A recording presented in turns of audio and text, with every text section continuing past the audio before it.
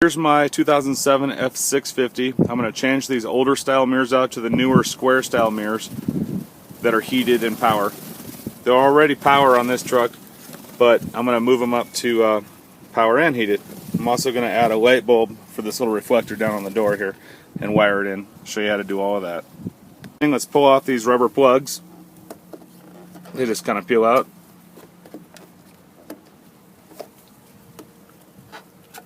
You can see the screws in there, nuts. Then we got to pull off this plastic trim here. Just pull on it evenly. Pops right out of there. Got these little metal clips holding it in. Pretty simple.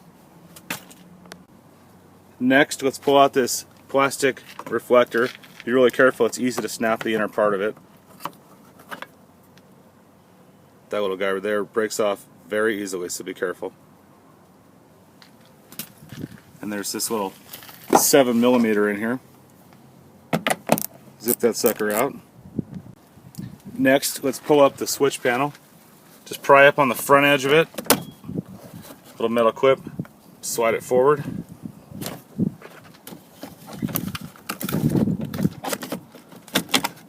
And you can see that little metal clip right there on the front. Do the 4 wire plugs. Remove this 7mm screw. And then lift the whole door panel up and off. That's that.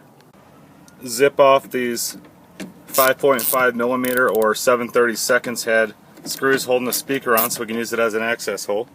Unplug the speaker. If you reach into the speaker hole, you can find the wire from the mirror. Carefully peel back the rubber and you'll see the plug port right here. Just disconnect that plug. I should mention it's a little easier to hold onto the mirror if the window is rolled down. And then just unplug that switch again if you want, or just leave it plugged in. Undo these two 11mm nuts.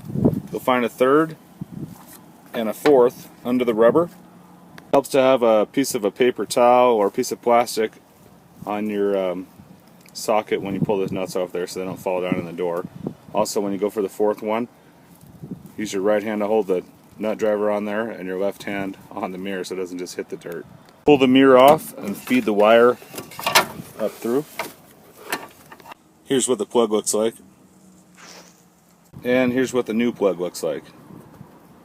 Feed the wire down in there. Stuff the new mirror on. Be really careful not to strip these nuts and studs out. Tighten them in a cross pattern. Just make sure that this foam backing in here sucks in nice and tight but evenly. Make sure that the wire gets fed towards the interior part of the window regulator track so it doesn't get pinched off the first time you roll your window up. Feed it back up through the hole.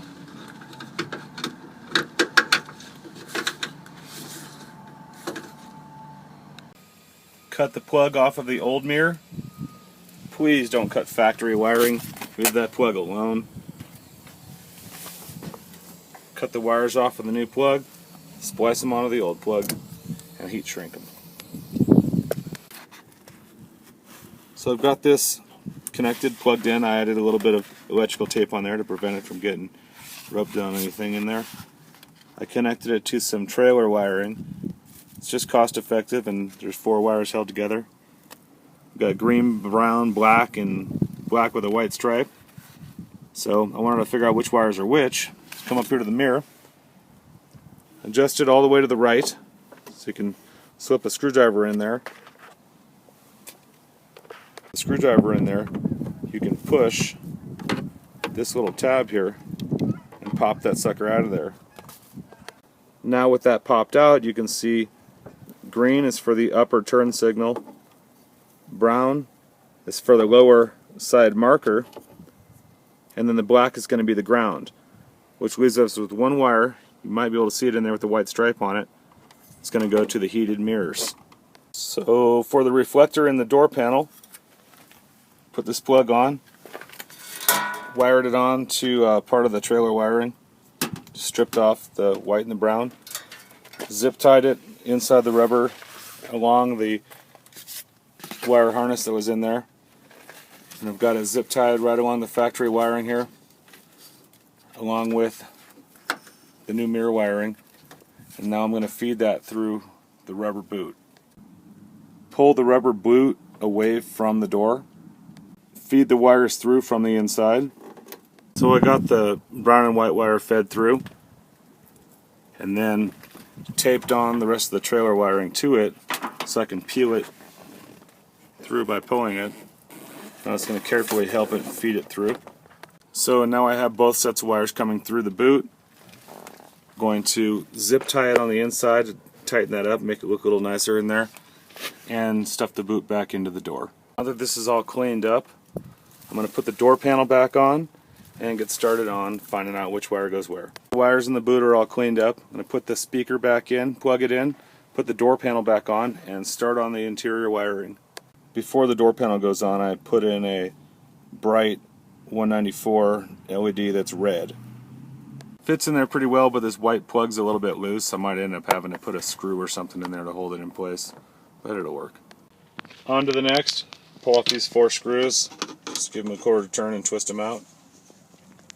So I opened up the collar on the steering column so I could get to the wires on the back side of the turn signal switch. I found that green with a white stripe is the left turn signal, and white with a blue stripe is the right turn signal. So I'm going to come down below,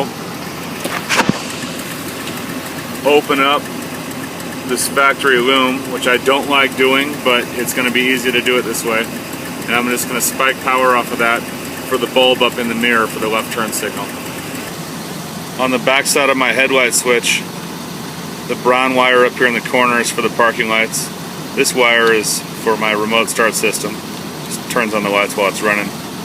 But I'm going to spike into that wire for the marker lights on the mirrors as well. This is how to remove the ignition switch. You can see on this collar there's that one open hole. That's just a pass through so that you can get to this pin on the bottom side of the switch. Put the key in,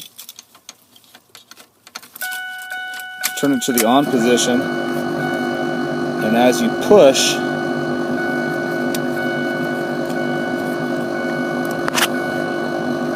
it's hard to do, you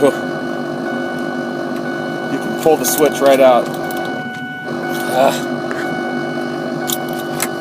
Just like that. Put the collar back on.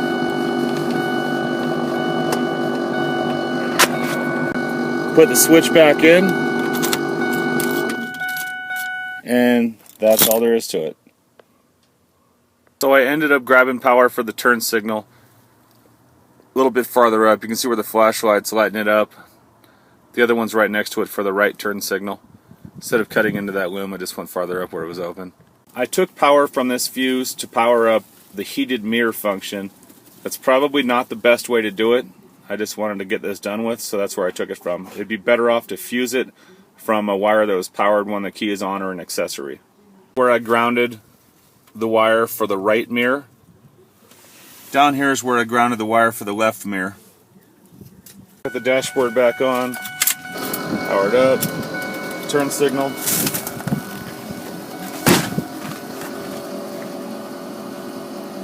Pretty sweet.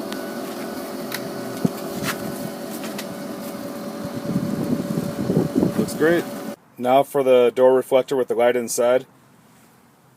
Ran the wire all the way through the boot into the inside. I pulled off the dome light, looked on the inside of it. There was a black wire and there was a black one with a blue stripe.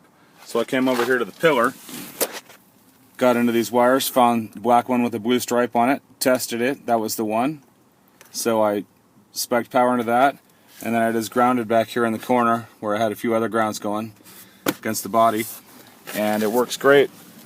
One thing though that threw me off was close the door, dome light won't turn off. Well, it's because the key hasn't been cycled. Cycle the key, comes right off.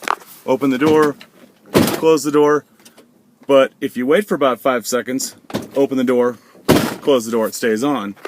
You just gotta have to have cycled that key. Threw me off. I hope this video helps anyone out who's considering putting these on their truck. It's really not that hard. The wiring takes a little bit of time. These things are well worth it. I love this larger style mirror.